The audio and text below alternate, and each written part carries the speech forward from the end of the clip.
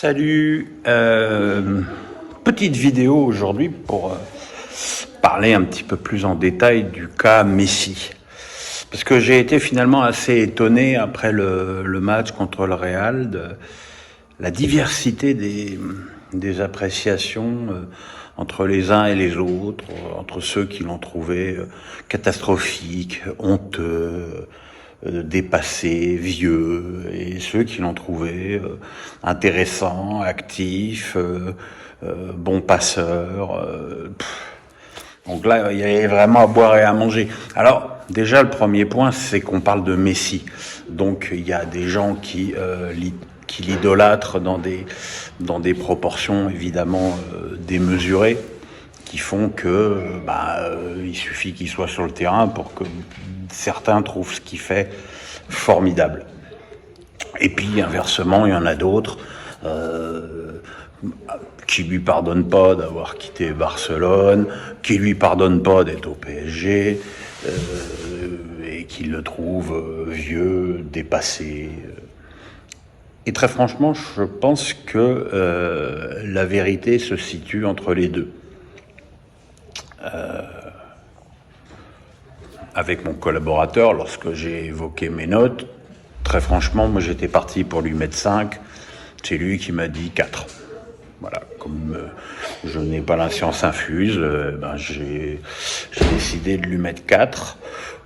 4 en grande partie parce que c'est vrai qu'il rate ce penalty et qu'en plus il le rate parce qu'il le tire mal.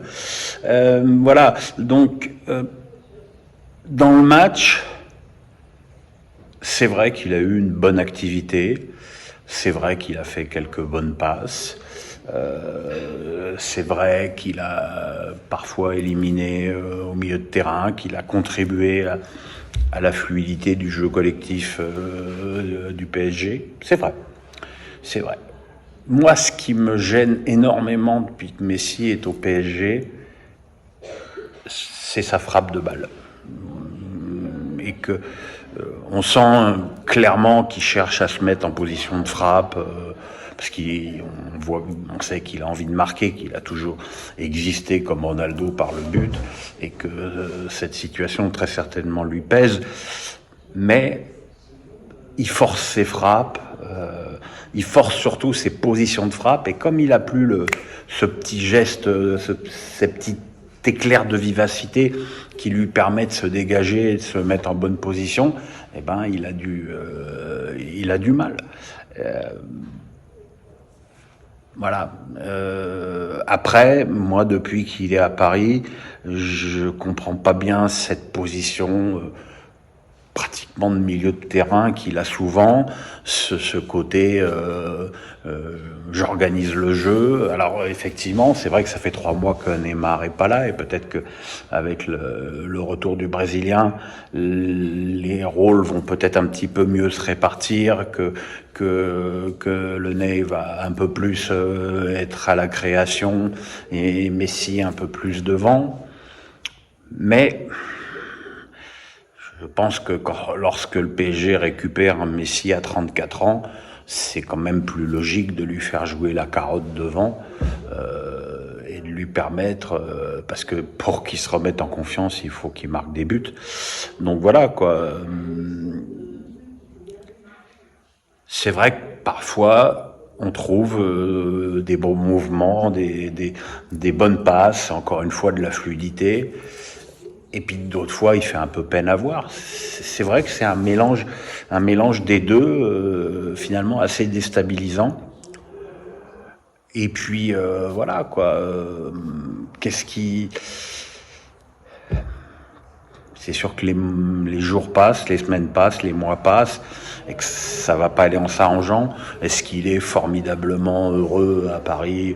On peut en douter. Il est arrivé à Barcelone à 11 ans. Ça fait 23 ans qu'il était dans la cité catalane, et que tout lui manque, sa famille, ses amis, le soleil. Donc voilà. Maintenant, il faut. C'est le problème de ce genre de joueur, c'est que sur un éclair de génie, il peut te faire basculer n'importe quel match. mais que tu peux pas non plus le maintenir coûte que coûte parce qu'il y a cette option. C'est quand même un sujet complexe. Après, je suis pas d'accord quand j'entends que c'est devenu un poids. Voilà, quand j'entends Xavi, évidemment, Xavi est un ami, mais enfin, quand même quelqu'un qu'on peut pas suspecter de pas connaître le foot. En parler, quand j'entends Agüero, voilà, c'est embêtant.